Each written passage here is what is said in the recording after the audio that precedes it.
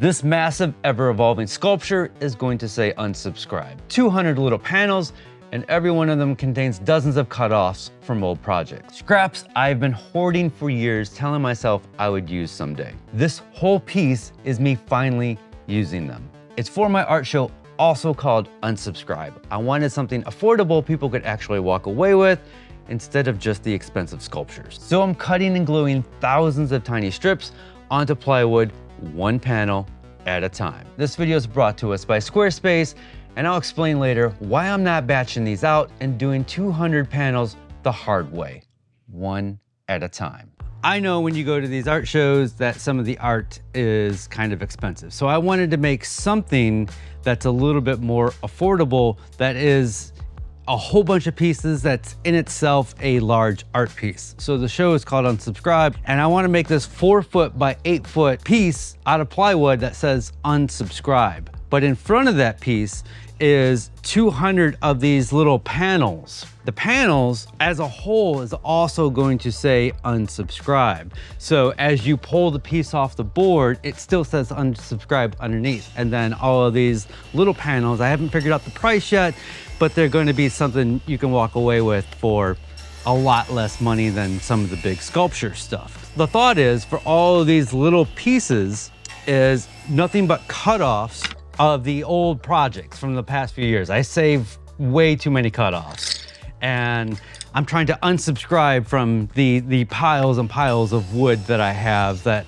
I think I'm gonna use someday that I haven't. Basically cutting a whole bunch of chopsticks and then gluing them onto 1/2-inch plywood. You would think that I would just grab some long boards and cut up a whole bunch of long strips, glue them to bigger pieces of plywood, and then cut the smaller pieces out of that.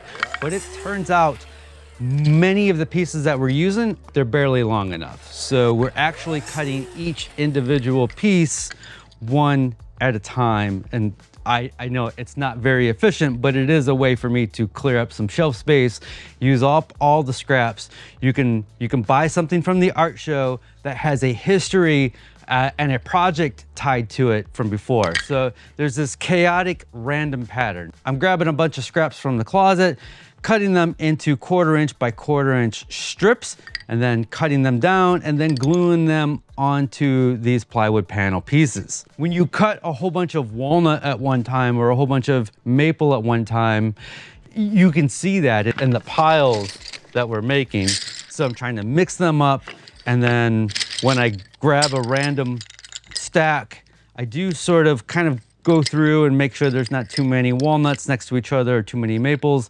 It's a whole thing. We made 215 of these panels, 15 extra just in case. And each panel contains 15 of those little chopsticks. So we needed 3,225 square dowels for this, all individually cut. We actually made a lot more because some of them had knots and they would break or they were miscut, and it was a multi-day, very long process. So to glue everything up, I just did 10 at a time in a vacuum bag. And the reason I only did 10 at a time is because I didn't want the glue from the first one to set up before getting glue on the last one. And then after being pulled out of the bag, everything was then trimmed down on the table saw, and turns out we actually cut one of the 15 square dowels off, so they all have 14 square dowels now. So if we have 200 of these panels, I wanted the word unsubscribe to cover each one of the 200 panels.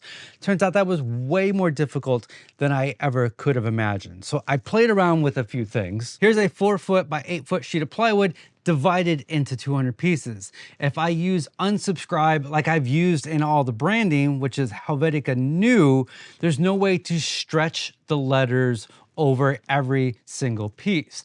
I also tried with just unsub, and you've seen me wear the hat that says this, but I couldn't get it to cover every one of the pieces. Plus the outside pieces would have this weird border.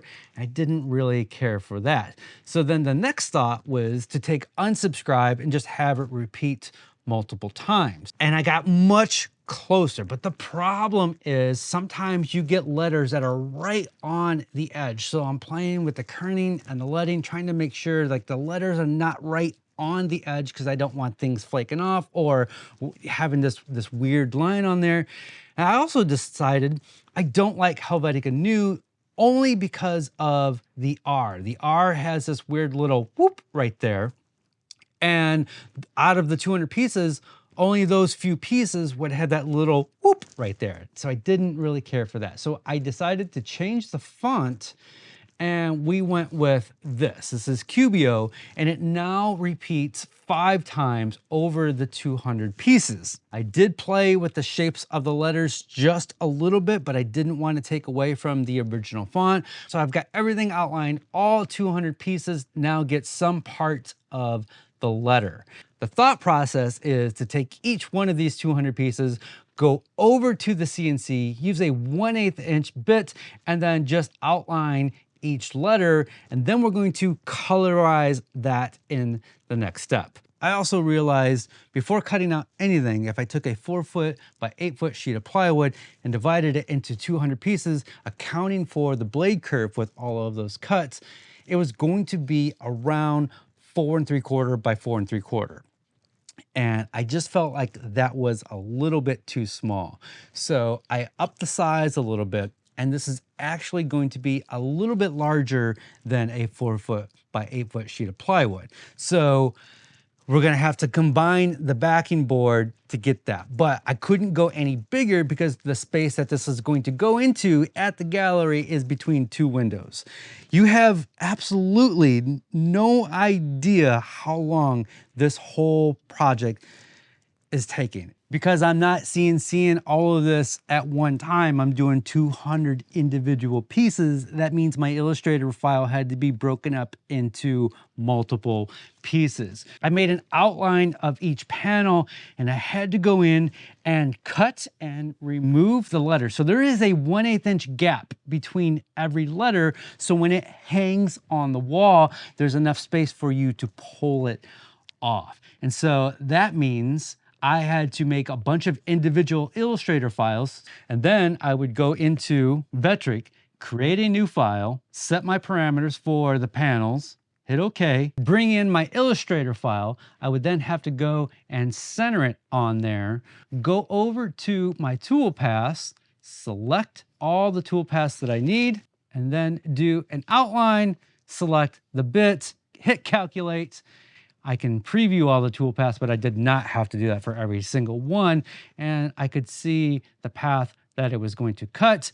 I would then close that out. I would then save that toolpath over to where my other computer can access it for every single panel. Days and days and days of work. I thought this would just take a few days, but this is the story of my life. Every single project I ever make takes 8 times longer than I originally anticipated. Each one of these individually made with love and hate. And I got to do 200, so I had to come up with a clamping system that worked fast and efficient, making sure that is not going to move. Load the file, cycle start, let it do its thing. And what I have learned through this whole process is using a downcut bit instead of an upcut bit. A downcut bit leaves a cleaner top. There's still a little bit to clean up on the inside. We'll get to that.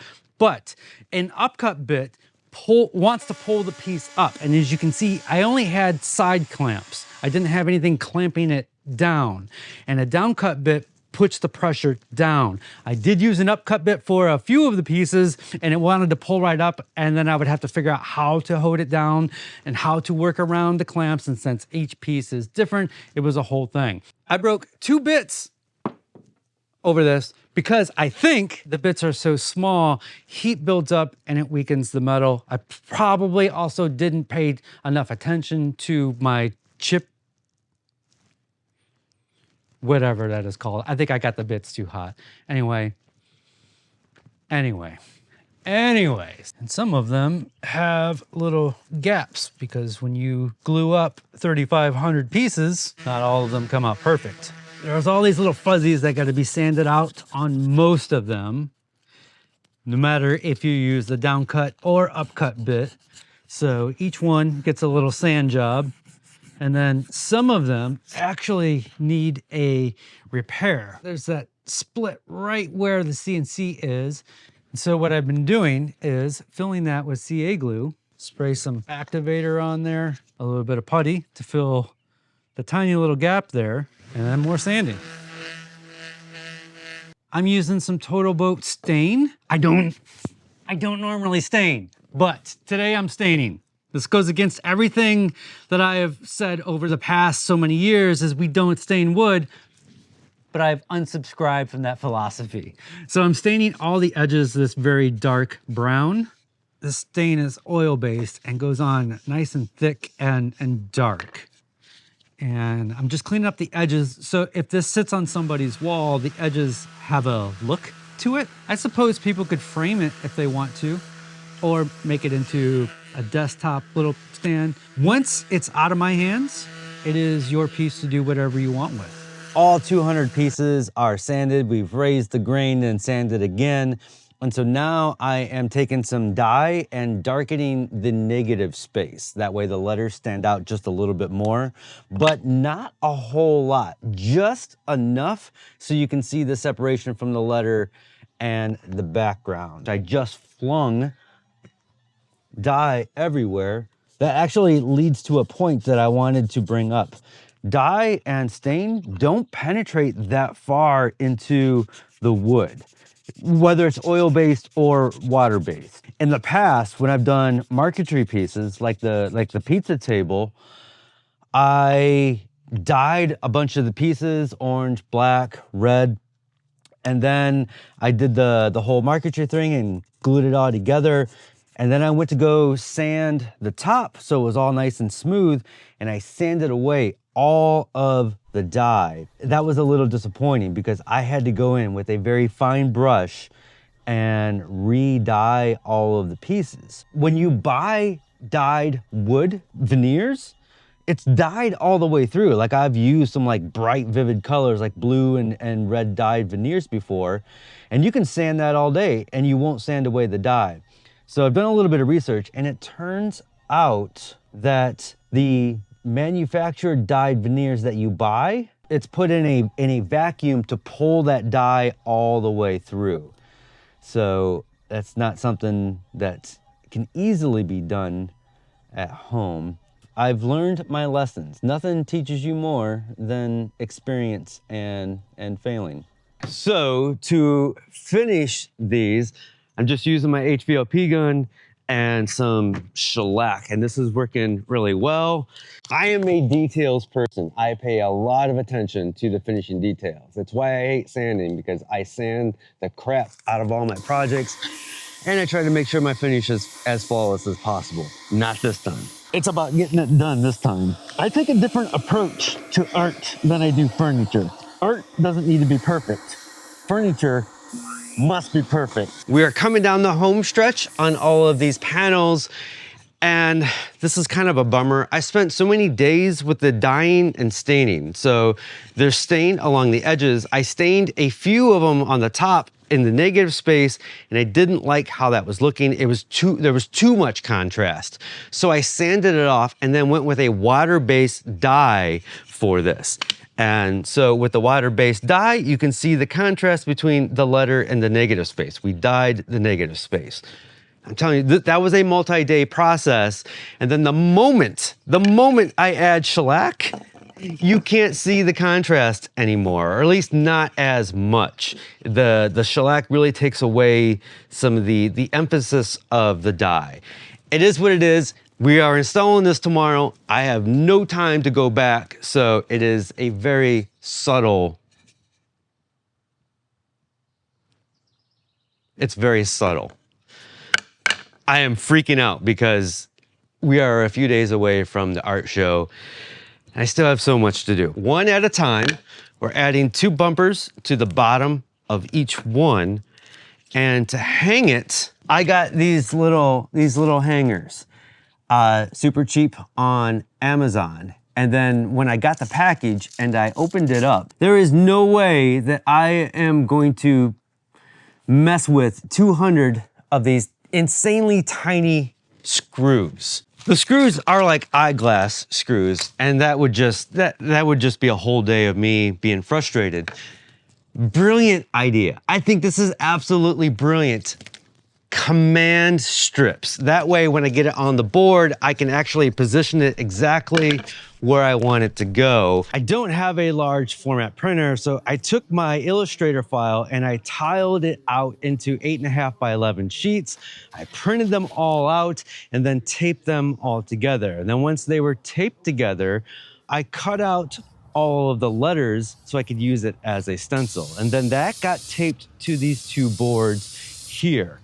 And then I was able to take some red spray paint and then stencil where the letters are going to go. That is just a reference and a registration point, so I know where all the individual 200 pieces are going to live. I also, with a knife and a marker, marked all the corner points of all of the pieces. And then I realized, wait a second, what if I just took a saw and made little dados, and that would, no matter what I do to this with paint and stuff, I will always be able to see where all the corners are. And so now we get to have some fun and do some stenciling and some spray painting. I don't have much of a plan, except I do know that I want the letters to be black and then the outside to be bits of color. So I've got a stencil here, and I'm just gonna start spray painting the letters black. I don't have a good plan except to be messy.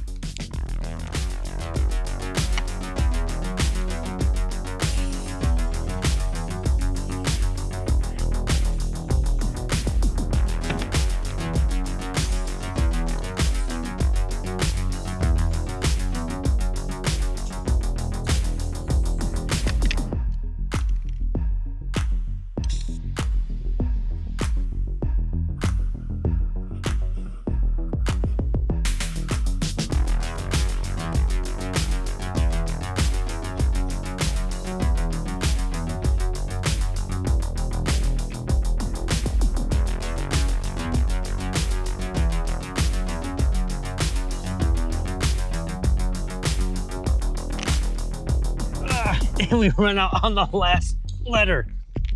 Yes, yes. Oh, I love it. As I'm getting these up on the board, I am extremely excited because it looks pretty freaking cool, whether there's panels on there or not. So while I attach these to the board, I'd like to tell you about today's sponsor, and that is Squarespace. I've been using Squarespace for like 11, 12 years, and I used to be a web developer, and I got out of web developing so I could do creative stuff like this.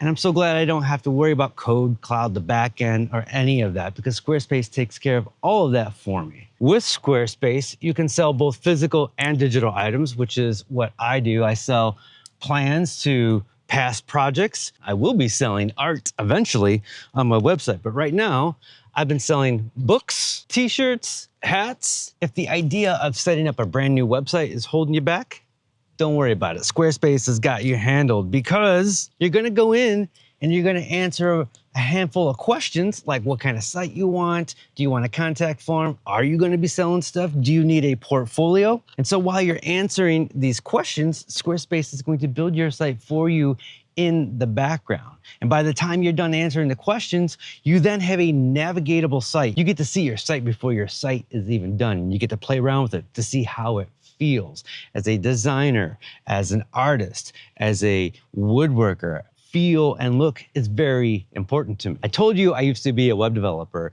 but I went to school for graphic design. Long story short, I just kind of fell into web development. But anyway, I take a lot of pride in my design, the way things look, the layout, and ownership of things that I've drawn up and designed myself. I am one of those people that use the default template on Squarespace. And you would think that my site would look like everybody else's, but that is not true, because I can go in and I can change all the font families, not just a particular font, but the whole font family throughout the website. It's got color schemes built into it. And then you can rearrange things and move things around any way that you want. So even though I'm using the default template, my website doesn't look like anybody else's. You have complete control. And if you don't want to mess with that, you don't Have to. I'm telling you, Squarespace makes your life so much easier. So visit squarespace.com, and when you're ready to launch, visit squarespace.com/make something for 10% off your first purchase of a website or domain. We're just about done here. It's time to load it up into the truck and do the install over at the gallery. Man, we are just days away. I still have so much to do. I thought there would be more time. I thought I would have more time. I do not know how to manage my own time.